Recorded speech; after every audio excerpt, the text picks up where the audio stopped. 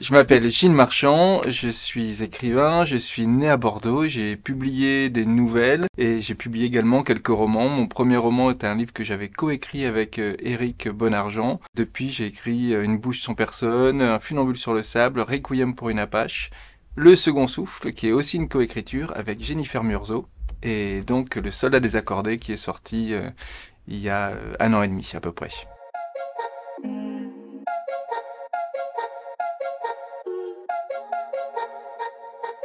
J'ai eu plusieurs premiers livres qui m'ont marqué.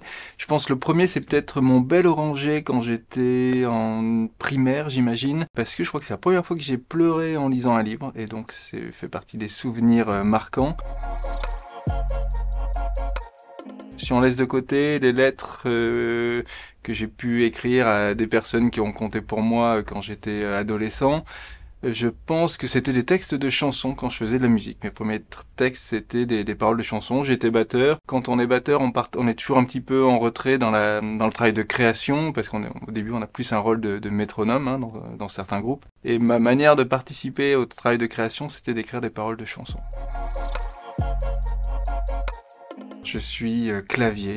J'ai parfois sur moi un carnet et un stylo, mais je suis pas très ordonné. Je perds toujours mes carnets, donc il y a peut-être comme dans le roman, il y a peut-être des bouts de poèmes qu'on peut retrouver dans certains de mes sacs ou égarés dans des chambres d'hôtel ou je ne sais pas trop où quoi. Donc je suis clavier pour être sûr de garder une trace de ce que je fais.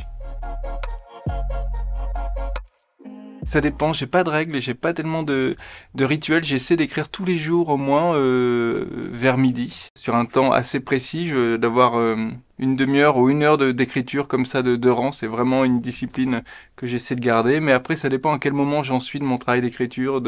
Si je suis dans l'écriture d'un roman, plus je me rapproche de la fin, plus ces temps d'écriture sont longs.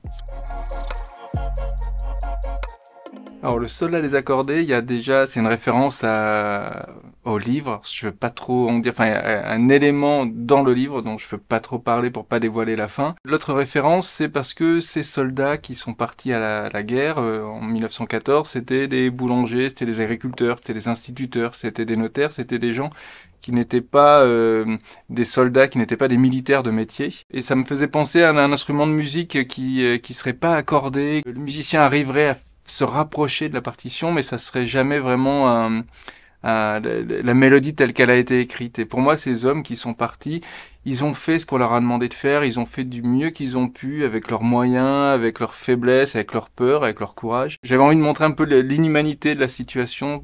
On a demandé à ces hommes de faire des choses pour lesquelles ils n'avaient pas les compétences. Je n'étais pas parti la fleur au fusil. Je ne connais d'ailleurs personne qui l'ait vécu ainsi.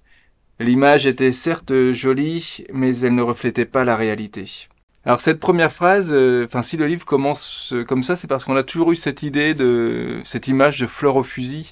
Et quand on se penche un petit peu sur l'histoire de cette période, quand on lit les témoignages, on se rend compte que finalement, contrairement à ce qu'on nous a toujours un petit peu appris à l'école, personne n'était ravi de partir à la guerre, ça emmerdait tout le monde, on avait mieux. Je parle comme le personnage de mon livre. Ils avaient mieux à faire que d'aller taper sur leurs voisins. Tout a été fait pour qu'ils soient prêts psychologiquement à y aller. Ils savaient qu'un jour ou l'autre, il y aurait cette guerre. Et ils y sont allés, mais en abandonnant leur famille, en abandonnant l'usine dans laquelle ils travaillaient, pour les agriculteurs, en abandonnant leur exploitation agricole. Et tout ça, en fait, ça emmerdait tout le monde. Donc cette image de fleur au fusil, j'avais envie de débuter par cette image-là et un petit peu en faisant faner la fleur très vite, quoi. L'amour au temps du choléra de Gabriel Garcia Marquez, qui est un auteur que j'aime énormément. Et dans chacun de ses livres, on voyage à la fois en Amérique latine et puis dans son imaginaire complètement débordant et foisonnant. Donc je trouve qu'il y a plusieurs niveaux d'évasion et de voyage dans la plupart de ses livres, hein, d'ailleurs. Je pense que écrire pour rêver ou traduire une réalité, ça dépend des livres et je pense que c'est ça qui fait la richesse de la littérature. C'est qu'il y a de tout et moi quand je prends un livre, je suis pas dans une démarche, je recherche pas quelque chose de précis et j'aime bien être surpris. Parfois on s'extrait de la réalité pour en découvrir certains certains secrets aussi. Je ne mettrai pas dans des cases aussi nettes la réalité et l'évasion. Je pense que les deux peuvent se mêler et puis voilà, ça dépend des livres.